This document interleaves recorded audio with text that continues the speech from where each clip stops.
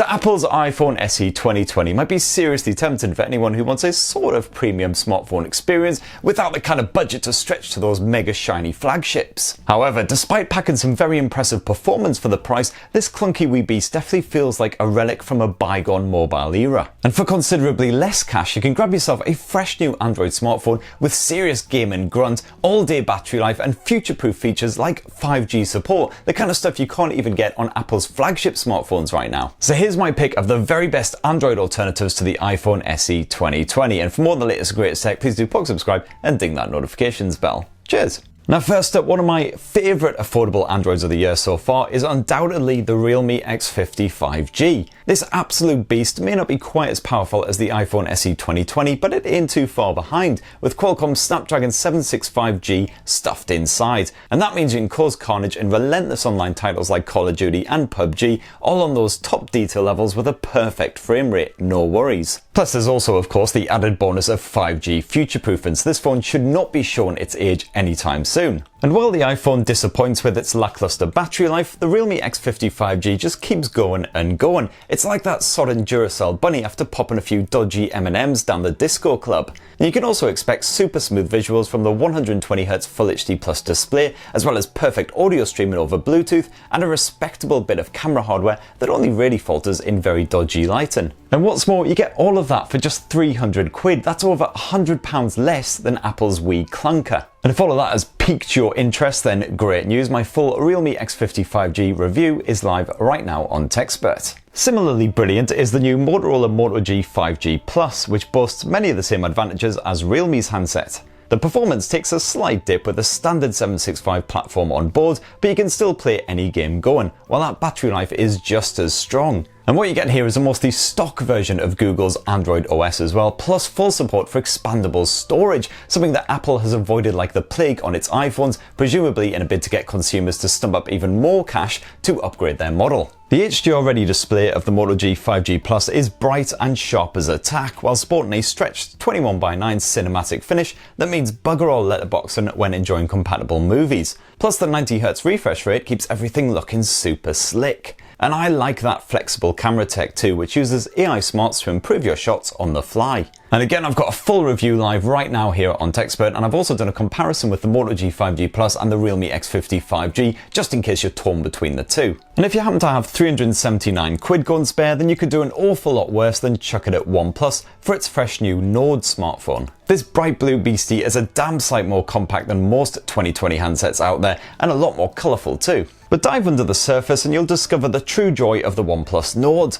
Like the Realme X55G, you've got a Snapdragon 765G chipset powering the show, so games play beautifully, and you have that full-on 5G support as well. The OLED screen is a feast for the eyes and bright enough to sear your retinas, once again with a fast refresh rate to put the iPhone SE to shame. And you've definitely got to love that refined and fully customizable Oxygen OS UI as well, which just keeps getting better and better. In fact, there's really not much at all to complain about here. Like the Moto and the Realme phones, you get stunning value for cash with next to no compromise. And if you like the cut of the OnePlus Nord's jib, then you might want to take a gander at the Oppo Find X2 Lite as well, because there's really not that much difference between them. In fact, the Oppo Find X2 Lite, which was released slightly earlier than the Nord, might have just been a bit of a prototype effort for OnePlus's handset, because OnePlus and Oppo just happen to be part of the same umbrella tech corporation. With the Find X2 Lite, you once again have a 6.4-inch screen, this time with a wee nipple notch replacing those cut-out selfie holes. You got the same basic specs, although the AMOLED screen doesn't support a 90Hz refresh rate. For that, you'll need to upgrade to the Find X2 Neo. And instead of Oxygen OS, you get the more feature-stuffed Color OS launcher, although it is also less optimized and also a bit more messy. Now another Android phone that offers solid value for money is Sony's fresh new Xperia 10 Mark II, which costs just over 300 quid and yet offers an impressive cinematic experience and some surprisingly premium features. Like the iPhone SE 2020, this new Xperia 10 boasts full water resistance, so you can recline in a bath and enjoy some geeky anime shenanigans without any stress. Sony's glorious widescreen OLED display is just as crisp, bright and colourful too, perfect for enjoying a blockbuster while you're tucked up under the duvet or blasting through several games of Call of Duty when you really can't be arsed with any of that work nonsense. And music fans aren't forgotten either, with full support for high-res audio and all of the great codecs that you would expect, as well as a choice of headphone jack or Bluetooth connections. Performance is a bit more limited compared with the other smartphones in this roundup, and yet the Snapdragon 665 chipset does keep things moving along nicely, and you can game on those lower detail levels. Meanwhile, the all-day battery life keeps you going on even the longest, craziest days,